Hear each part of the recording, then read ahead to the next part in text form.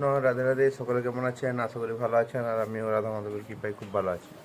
তো অনেক দিন কোনো ভিডিও আপলোড দেওয়া হয়নি, তো যাই হোক কিছু প্রবলেমের জন্য। তো আজ একটি সুন্দর মন্দিরের, রাধাকৃষ্ণ মন্দিরের ভিডিও আপনাদের জন্য নিয়ে আসতে চলেছি। তো আমরা বেরিয়ে পড়ছি সেই মন্দিরে যাওয়ার উদ্দেশ্যে, এবং আপনারাও সঙ্গে থাকুন। দর্শন করাবো সেই মন্দির এবং সেই মন্দিরের মাহাত্ম্য জেনে নেবো সেখানের কোনো পুরোহিত বা কোনো ভক্তের কাছ থেকে। রাধে রাধে, সকলে সঙ্গে থাকুন। দেখা হচ্ছে আপনাদের সাথে সেই মন্দিরে।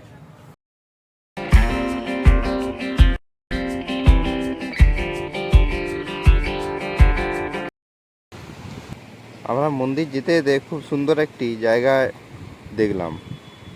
এত সুন্দর জায়গা বলে বোঝানো যাবে না।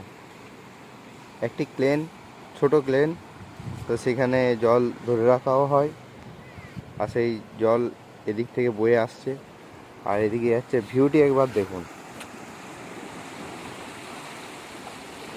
খুব সুন্দর ভিউ, দারুণ।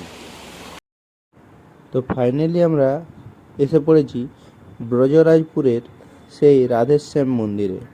সামনে দেখতে পাচ্ছেন শ্রী শ্রী দুর্গা মাতার মন্দির, আর পাশে রয়েছে ভোলানাথের মন্দির।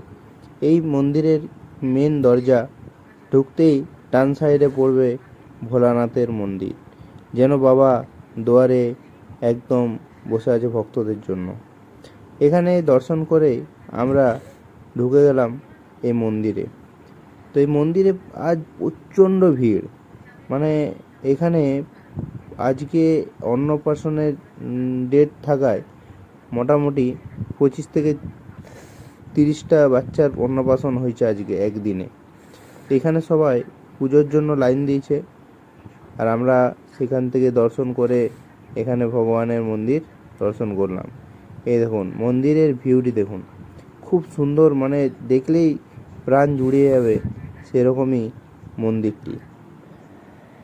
এখানে বিগ্রহের ছবি তোলা নিষেধ, সেজন্য আমি ছবি তুললাম না। অনেকেই লুকিচুরি ছবি তুলছে, কিন্তু আমি সেটি করিনি, যেহেতু সেখানে লেখা ছিল। মন্দির দর্শন করে আমরা মধ্যাহ্ন প্রসাদের কুপন কেটে নিলাম দুটো। এখানে কুপনের মূল্য মাত্র 50 টাকা। এই যে এখন দেখতে পাচ্ছেন, এই যে বাচ্চাগুলোকে নিয়ে যাচ্ছে, পরিক্রমা করছে, তো এরকম এখানে 35টা বাচ্চার আজকে এখানে অন্নপ্রাশন হলো। এই দেখুন সব ভক্তরা মানে এসছে বাচ্চাদের এখানে মুখে অন্ন দেওয়ার জন্য। জীবনের প্রথম ভগবানের প্রসাদ পেয়ে তারা অন্ন খাওয়া মানে শুরু করছে, এটা একটা খুবই ভাগ্যের ব্যাপার। খুব সুন্দর মন্দির, আর জায়গাটিও খুব বেশ ভালো, কিন্তু একটি প্রবলেম, মানে এখানে আসতে মানে অনেক গলি রাস্তা। মন্দিরের পাশেই এই পুকুরটিতে এই বাচ্চাগুলোকে স্নান করানো হচ্ছে। শ্রীমৎ মথুরানন্দ গোস্বামী, এই যে এখানে যেনার আবির্ভাব তিরোভাব লেখা আছে, ইনি এখানে বিগ্রহ বৃন্দাবন থেকে নিয়ে এসে এখানে স্থাপন করেছিলেন। এই মন্দিরে এসে একটি খুব সুন্দর জিনিস দেখলাম। এখানে প্রসাদের জন্য সবাই বসছে, তার মধ্যে বসেছিল একটি চাচা, মানে একজন মুসলিম ধর্মের মানুষ হয়েও ইনি এখানে প্রসাদের জন্য বসেছিলেন। অবশেষে আমরা এখানে প্রসাদ পেলাম। আর এখন যে গাছটি দেখছেন, এই গাছটির অনেক কাহিনী শুনলাম। এই গাছটিতেই ভগবান শ্রীকৃষ্ণ বসে বাঁশি বাজাতেন এবং একটি বালক নিচে খেলা করত।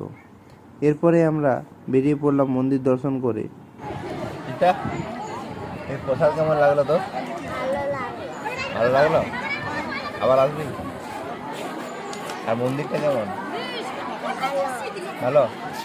আচ্ছা, সবাইকে রাধে রাধে বলে দেবো। আর চ্যানেলটা কি করবো? চ্যানেলটা